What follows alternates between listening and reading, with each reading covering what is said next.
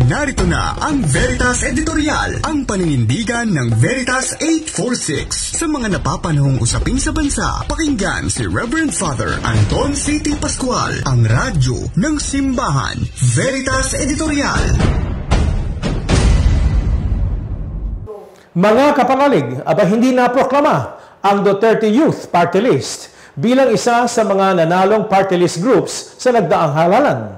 Bakit? Halos 2 milyon ang bumoto sa grupo. Sapat na ito para mabigyan sila ng 3 upuan o representatives sa ating Kongreso.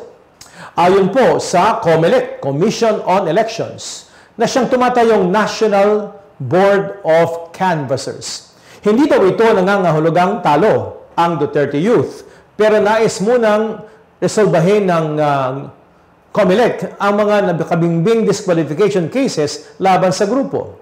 May kaugnayan ang mga kaso sa kanilang registration dahil sa di umano'y misrepresentation nila sa kabataan. Bakit kaya hindi ito nilinaw bago pa ang halalan, di po ba?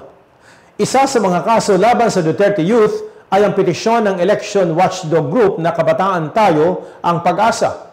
Binuhay nila noong Marso ang nauna nilang petisyon laban sa Duterte Youth noong 2019.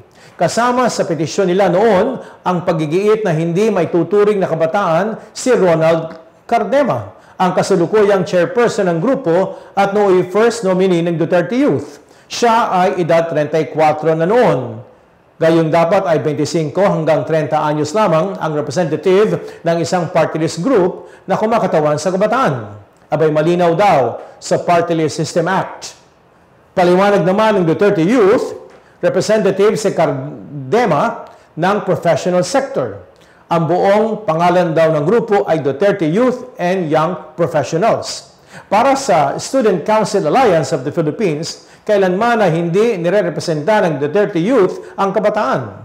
Sa halip, ang branding ng dating Pangulong Duterte na tinaguriang Dutertismo ang nire-representa nila.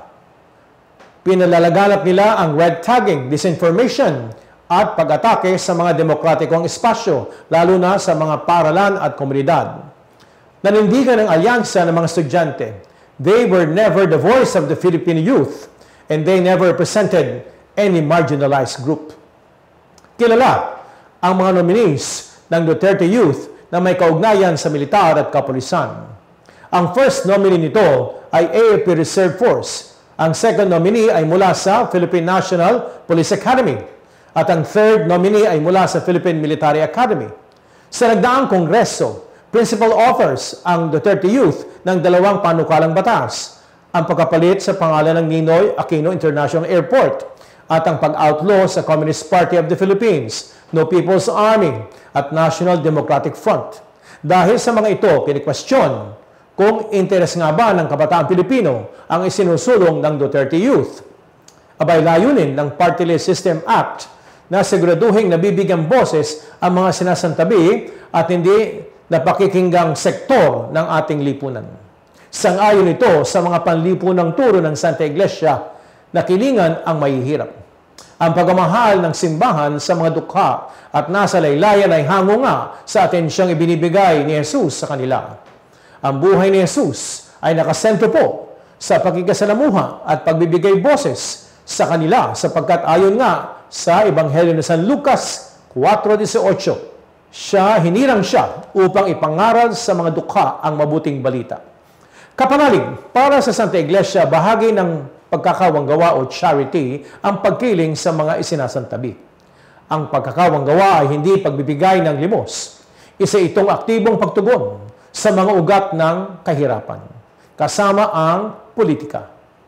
Kaya't sa pamamagitan ng pagkiling sa mga dukha, preferential option for the poor, ika nga ng Catholic social teaching, isinasabuhay natin ang pagkakawanggawa at pagsusulong ng katarungang panlipunan. Kaya naman, kapanalig, mahalagang masigurong hindi naabuso ang Party List System Act. Dapat masagot kung tunay bang kinatawan ng Duterte Youth ang kabataan. Maraming hamong kinakaharap ang kabataan na dapat tutukan ng mga totoong kinatawan ng kabataan sa pamamagitan ng ating party list system. Kaya kapanalig, tama na ang pang-aabuso sa party list system. Ang isyong kinakasangkutan ng Duterte Youth ay mahalagang kaso upang mahimay natin ang pagiging tunay na representative ng mga isinasantabi. Subaybayan natin ito at iyaking boses ng kabataan po at ng iba pang dukhang sektor ang tunay na ririnig natin mula sa mga party list groups na nakaupo sa Kongreso. Sabi ko nga bago yung halalan ang tunay na party list, hindi nangangampanya sa publiko. Ang tunay na party list ay nangangampanya lang sa kanyang sektor. Meron siyang sektor na walang boses na kanyang kinakatawan. Kaya yung pong mga party list na nangangampanya sa publiko, yung mga peke yan. Kaya mag-ingat po tayo, kapanalig. Sumayin nyo ang katotohanan. Inyong napakinggan ang Veritas Editorial. Ugaliing pakinggan ang Veritas Editorial kasama si Reverend Father Anton C.T. Pascual. Veritas Editorial.